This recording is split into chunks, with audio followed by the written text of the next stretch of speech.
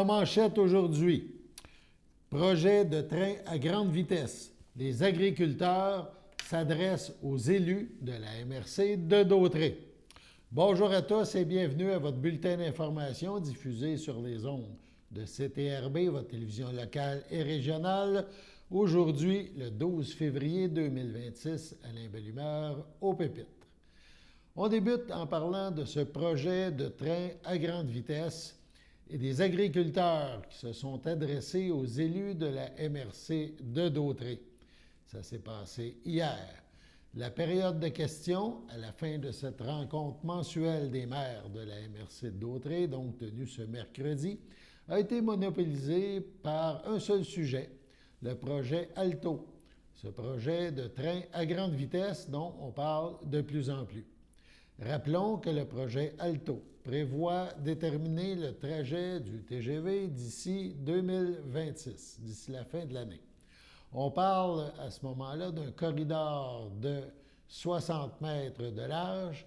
Ce corridor devrait se retrouver dans un espace de 10 km à partir du fleuve vers le nord. Donc, exemple de Berthierville en montant vers le nord.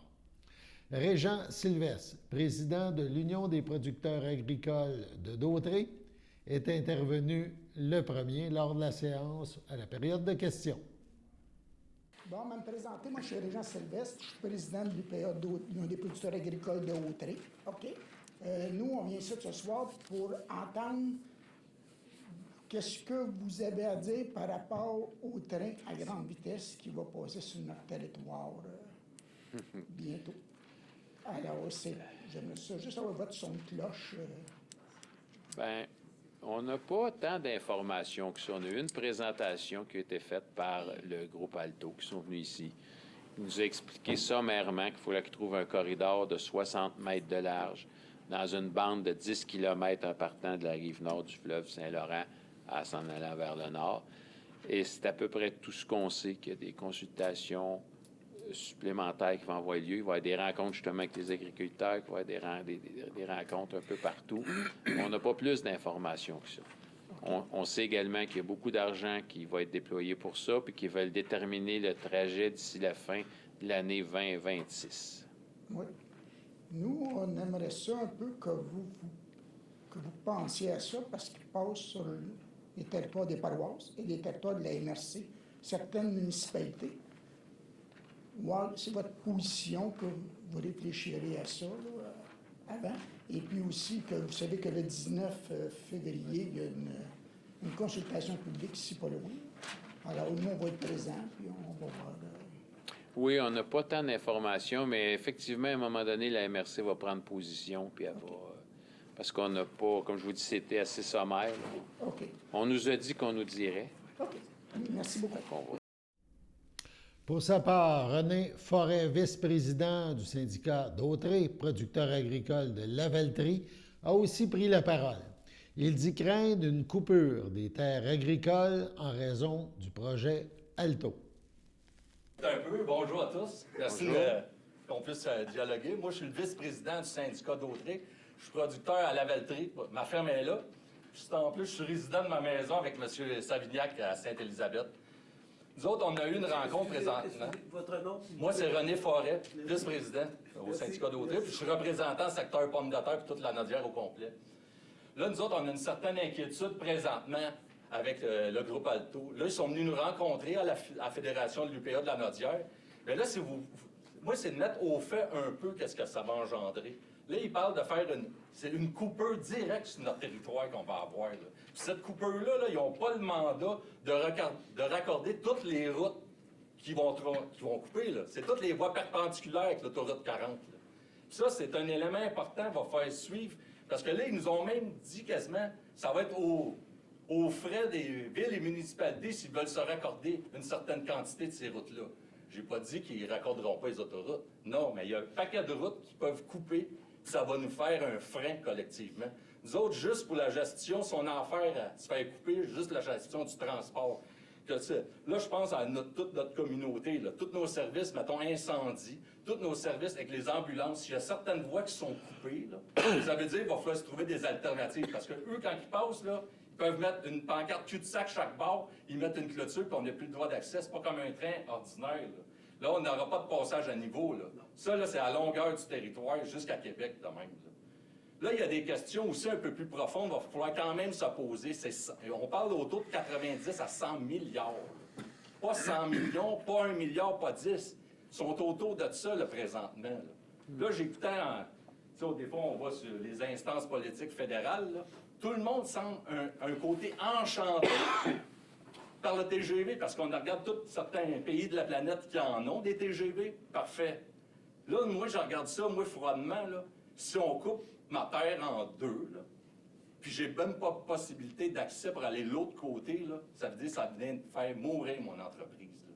Puis là, ils nous ont élaboré quelques tracés. Quand on regarde le tronçon 0,10 km, là, on a un paquet de villes qui passent là. Puis ça, c'est une fracture directe. Là. On ne peut pas se promener chaque part. Là. Je pense qu'il y a des questions qu'on va faire se poser.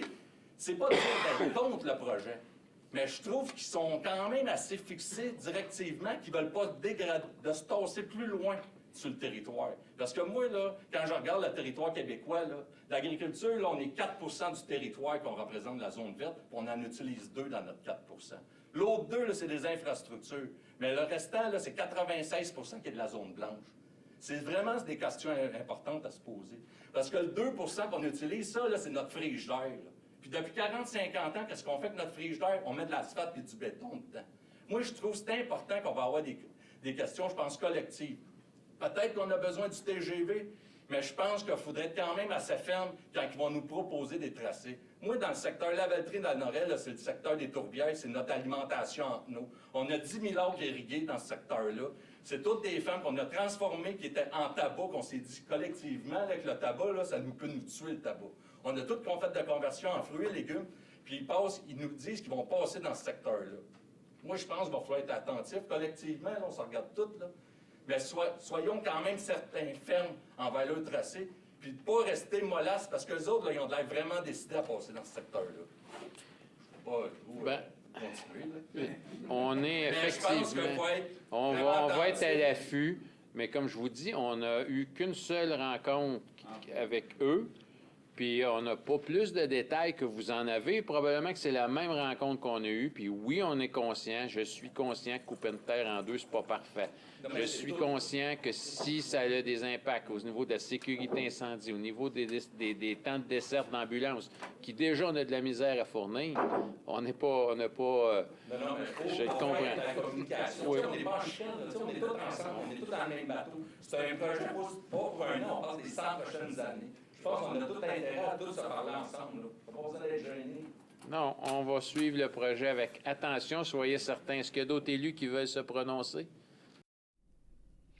Une troisième intervenante, toujours du milieu agricole, a rappelé la séance d'information importante d'Alto le 19 février prochain. Ça se tiendra à Berthierville, au centre communautaire. Elle a invité les maires de la MRC d'Autrey à y assister. On parle maintenant d'un plan d'action pour l'habitation dans la MRC d'Autrey. Dans le cadre de la démarche Agir pour mieux vivre dans d'Autrey, le comité Habitation d'Autrey a récemment adopté son plan d'action 2025-2027. Ce plan vise à améliorer l'accès à des logements sociaux, abordables et de qualité sur le territoire. Parmi les priorités, faire connaître les ressources disponibles, documenter les besoins locaux, soutenir des projets d'habitation innovants, encourager la collaboration entre acteurs. Le comité Habitation de d'Autrey travaille afin que l'offre de logement respecte la capacité de payer des ménages, incluant les ménages les plus vulnérables, que cette offre de logement couvre l'ensemble des besoins, soit diversifiée, et que cette offre soit en adéquation avec la demande en termes de quantité et de disponibilité. Le comité Habitation d'Autrey reçoit l'appui du CLDS de d'Autrey, le comité local de développement social. Également à la MRC de d'Autrey, lors de la réunion, il était question du nouveau parc régional, donc le parc régional de l'île du Mitan. Ça se déroule, les démarches se déroulent actuellement. La MRC a adopté le règlement 315 constituant le parc. La contribution de la MRC suivra. Et il y a une entente aussi à venir là, avec la CIRBI, la Société de conservation, d'interprétation, de recherche de Berthier et ses îles. Donc, après cette entente, le règlement prendra force. On écoute un extrait. 4.5. Règlement numéro 315. Règlement constituant le parc régional de l'île du Mitan. Adoption. Tout le monde dans la salle, on va...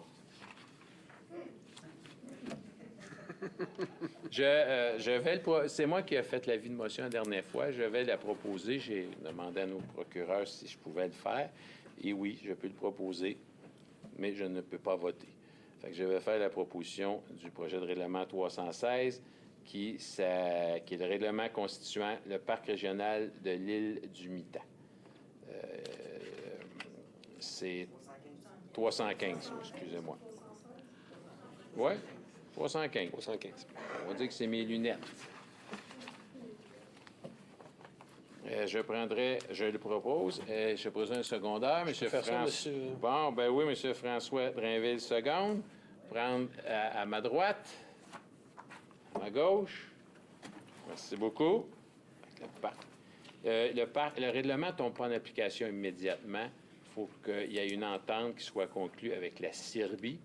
Et quand cette entente-là de gestion sera conclue, là, le règlement va prendre force. Bon, à cette heure. Merci. À l'ordre, s'il vous plaît. Merci. Contribution de la MRC pour le parc régional de l'île du Mitan. C'est la résolution pour statuer que le montant de la subvention que reçoit la MRC serait divisé en 2 montants égaux pour le parc régional de l'île du Mitan et le parc régional des Chutes du Calvaire pour les années 2026, 2027 et 2028. Je prendrai une proposition là-dessus. M. Robert Puffal propose. Je peux vous seconder? Oui, M. François Drainville seconde. À ma droite. À ma gauche. Merci beaucoup. Il y aura des cadets policiers dans plusieurs de nos municipalités l'été prochain. Donc, la MRC a conclu une entente avec la Sûreté du Québec. On retourne à la séance du Conseil pour en apprendre davantage. 4.9. Entente avec les cadets policiers avec la Sûreté du Québec. Signature. Il y aura un duo de cadets 100% à la Valtrie. Soyez tranquilles, la Valtrie. Un duo de la moitié d'un duo pour la ville de Berthierville, 40% pour Lanoret et 10% pour la municipalité de la Visitation de l'Île-du-Pas. Et un autre duo à 50% pour la ville de Saint-Gabriel, 25% pour la municipalité de Saint-Gabriel, 12,5% pour la municipalité de Mandeville et 12,5% pour la municipalité de Saint-Didas. J'aimerais pas être celui qui va se faire couper en deux. Je prendrais un proposeur, M. Gaétan. Vous faites bien de me rappeler. Je m'excuse, c'est erreur, effectivement, c'est 30% la Notée. Ah. Désolée, c'est erreur. OK, excusez-moi. OK, la résolution, faites pas. OK, je vais juste la prendre. Oui. Ah, OK. C'est arrivé à 90 OK, c'est 50% pour Berthierville, 30% pour Lanoret, 10% pour Sainte-Élisabeth et 10% pour l'Île-du-Pas. Faites bien de me rappeler à l'ordre, monsieur. Oui, ça aurait pu arriver. Monsieur Gaétan-Gravel propose. Monsieur Pierre Lahaye seconde. Est-ce que c'est unanime? À ma droite? À ma gauche? Merci beaucoup. Entente avec les municipalités locantes participantes, cadets policiers, bien là, ça prend quelqu'un pour déléguer M. Tremblay pour signer les ententes. On prendra une proposition. M. Gravel propose. M. Lahaye seconde. Est-ce que c'est unanime? À ma droite? À ma gauche? Merci. Sur ce, on passe à la pause. Votre station de télévision de Berthierville vous invite cordialement à son bingo hebdomadaire télédiffusé tous les samedis matins dès 9h30. Depuis longtemps, les fans de CTRB se divisent le joyeux montant de 600 $ chaque semaine à cette joute de bingo. N'oublions pas non plus le super bingo mensuel d'une cagnotte de 2000 $ que vous pourriez vous partager chaque premier samedi du mois. Un moment de fébrilité qui pourrait devenir payant pour plusieurs d'entre vous. Pour vous procurer ces fameuses cartes de jeu, les dépositaires participants sont à Berthierville, le dépanneur Formule 1, la station-service Armois sur le boulevard Gilles Villeneuve, le marché IGA Extra Famille Mont-d'Or sur la rue Gabrielle Brissette, le marché Métro Boucher sur la rue Notre-Dame et la pharmacie Proxime sur la rue Frontenac. À Saint-Ignace de Loyola, le dépanneur Proxy sur la rue de la Traverse, la boucherie Aldo sur le rang Saint-Michel. C'est donc un rendez-vous hebdomadaire chaque samedi matin à 9h30 sur les ondes de CTRV, votre télévision locale et régionale, celle-ci toujours en haute définition. Toute l'équipe de CTRB vous remercie de votre fidélité et vous souhaite bonne chance.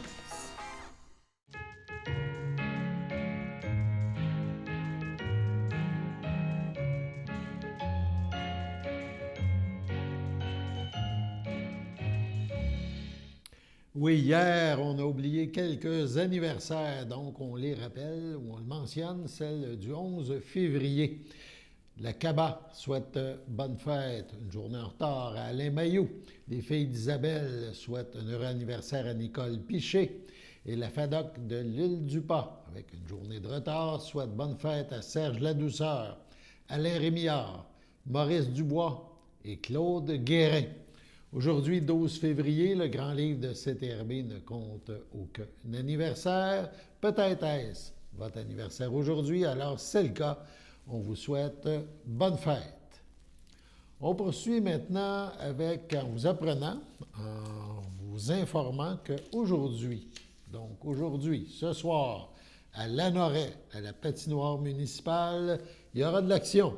Un DJ musique feu extérieur sera présent, musique et un feu extérieur, ça c'est aux abords de la patinoire et à la patinoire. On invite la population à aller se dégourdir les jambes, surtout qu'il ne fait pas trop froid aujourd'hui. Donc, en ce 12 février, à partir de 18h30 jusqu'à 20h30, c'est gratuit pour tous. Plus d'informations sur lanoret.ca. Également, lors de cet événement, il y aura chocolat chaud et café. Et tout ça, c'est au profit d'un organisme local. Donc, c'est un rendez-vous des gens de Lanoret ou ceux qui passeraient dans le coin. Également, on s'en va à une autre activité qui s'approche. C'est organisé par le Centre d'action bénévole d'Autrey, le CABA. Il faut s'inscrire, c'est bien important. C'est le programme PIED, donc la prévention des chutes pour les personnes aînées. On parle du programme PIED. Programme intégré équilibre dynamique. C'est une nouvelle session qui va s'organiser. Ça va se dérouler à Lanoret à compter du 24 février prochain.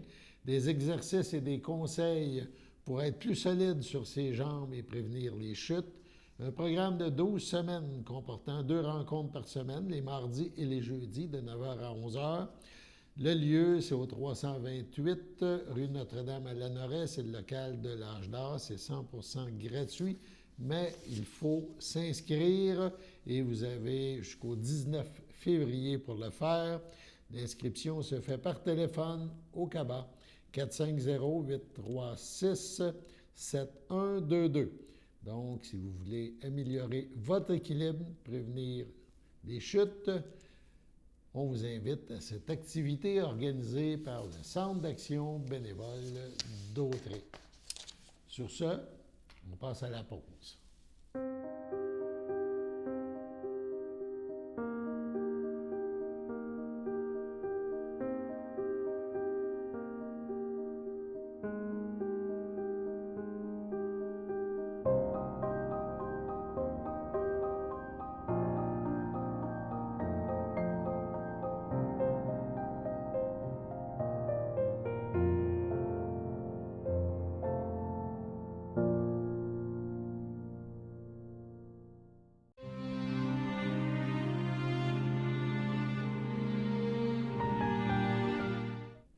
centre hospitalier de Lanaudière, le 24 janvier, à 77 ans, est décédée Mme Lucie Frappier, épouse de M. André Hainaut, demeurant à Berthier.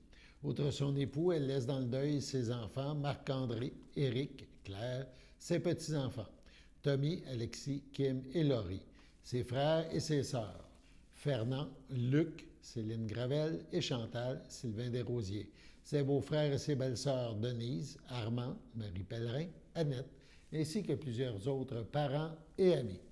La famille vous accueillera vendredi 13 février, 10h, au complexe funéraire Thériault à Berthierville. Une liturgie de la parole suivra en la chapelle du complexe à 13h. L'inhumation de Mme Frappier aura lieu à une date ultérieure. Au CHDL de Saint-Charles-Borromée, le 6 janvier dernier, à 79 ans, est décédé M. Lucien Normand Latour, époux de Carmen Robillard, demeurant à Joliette, natif de Saint-Ignace de Loyola.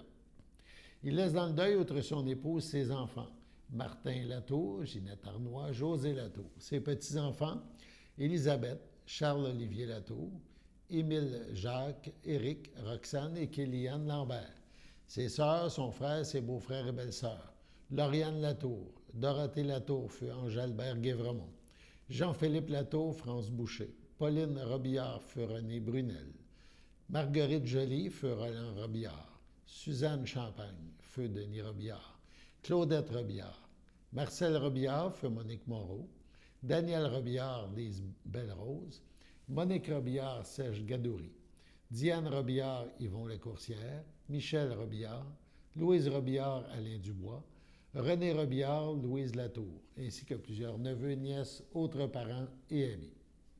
Veuillez compenser l'envoi de fleurs par des dons effectués à la Société canadienne du cancer. Des formulaires seront disponibles au salon. La famille vous accueillera samedi 14 février dès midi au complexe funéraire F. Thériault, 741 Notre-Dame à Berthierville. Suivra une liturgie à la chapelle du complexe à 14h30. Au CHSLD Parfilia Ferland à Saint-Charles-Borromée, le 19 janvier dernier, à 65 ans, est décédé M. Yvon Farly, conjoint de Mme Chantal Bellumeur, demeurant à la Valtrie. Outre sa conjointe, il laisse dans le deuil ses enfants, Claudia, Guillaume Desjarlais, Francis, Sarah, Simon Beaulieu-Côté, ses petits-enfants, Clément Desjarlais, Victor et Margot Farly-Côté, son frère Jean, Muriel Dumontier, ses neveux, nièces, autres parents et amis. La famille vous accueillera dimanche 15 février 10h au complexe funéraire F. Thériault à Berthierville. Une liturgie aura lieu en la chapelle du complexe à 15h30. L'inhumation de M. Farly aura lieu à une date ultérieure. À l'hôpital de Lanaudière, le 10 janvier dernier, à 79 ans, est décédé M. Claude Rousseau, conjoint de Guylaine Murphy, demeurant à Saint-Ignace de Loyola. Il laisse dans le deuil, outre sa conjointe, ses enfants, Pierre Rousseau, Claude Rousseau Jr., Sylvie Préville, ses petits-enfants, Billy, Michael, Amaël, ses frères et sœurs, Nicole Rousseau, feu Jean-Claude Pouliot, feu Normand Rousseau, feu Serge Rousseau, Daniel Rousseau, Madeleine Fafard, Hélène Rousseau, Raymond Provost, François Rousseau, Sylvie Miron, Sylvie Rousseau, Jamie Carter, ses beaux-frères et ses belles-sœurs, Normand Murphy, feu Jeanne d'Arc Maigrat, Roger Murphy, feu Donald Murphy, Dany Laforêt, Shirley Murphy, Fabrice Saint-Martin, Jerry Murphy, Dorothée Murphy, feu André Lecomte, feu Jimmy Murphy, ainsi que plusieurs neveux, nièces, autres parents et amis. La famille vous accueillera samedi 21 février dès 13h en l'église Sainte-Geneviève de Berthier, où les funérailles auront lieu le même jour à 14h. La famille Bonnet, Patrick, Pierre, Julie, Daniel et Anne. Ses frères Jean-Marc Bonnet, feu Juliette Pagé, et Georges Bonnet, feu Sylvie Etier. Ses petits-enfants Guillaume, Sarah Maud et Zia ont le regret de vous informer du départ de M. Vincent Bonnet, qui nous a quittés le 18 janvier dernier au CHSLD des Moulins. Paisiblement, il est parti rejoindre sa tendre épouse, feu Cécile Chrétien, ses parents, feu Mathias Bonnet, feu Florida Coulombe, son frère, feu Léo Bonnet, ses sœurs, feu Lucie Bonnet et feu Mariette Bonnet. Il laisse aussi dans le deuil son meilleur ami, Paul Reynolds, Linda, ainsi que plusieurs neveux, nièces, autres parents et amis. La famille tient à remercier le personnel du CHSLD des Moulins pour les soins et l'accompagnement prodigués aux défunts tout au long de ces dernières années. La famille invite parents et amis à venir dire un dernier au revoir au complexe funéraire F. Thériault, situé au 741 rue Notre-Dame à Berthierville, samedi le 21 février, à compter de 13 h.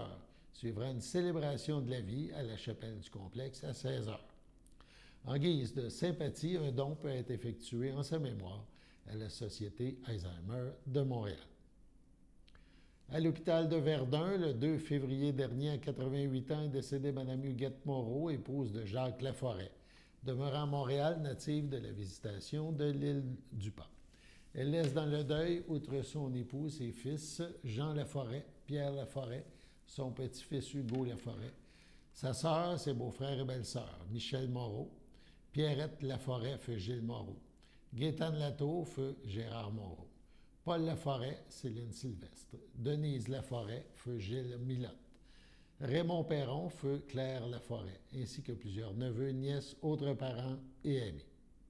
La famille vous accueillera dimanche 22 février dès midi au complexe funéraire F. Thériault, 741 rue Notre-Dame à Berthierville. Suivra une liturgie de la parole à la chapelle du complexe à 14h30. Madame Huguette Moreau sera inhumée au cimetière de Saint-Ignace de Loyola à une date ultérieure. Sur ce, passons à la météo.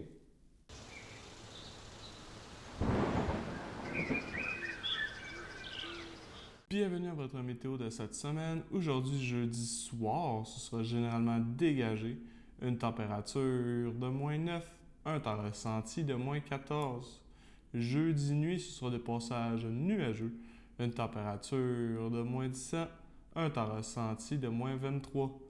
Vendredi matin, ce sera ensoleillé avec passage nuageux. Une température de -16, un temps ressenti de -21. Vendredi après-midi, ce sera un ciel variable. Une température de -6, un temps ressenti de -12. Vendredi soir, ce sera un ciel variable. Une température de -7, un temps ressenti de -14. Vendredi nuit, ce sera quelques flocons. Une température de -8, un temps ressenti de -15. Moins de 1 cm de neige. Et voilà, c'était tout pour votre météo.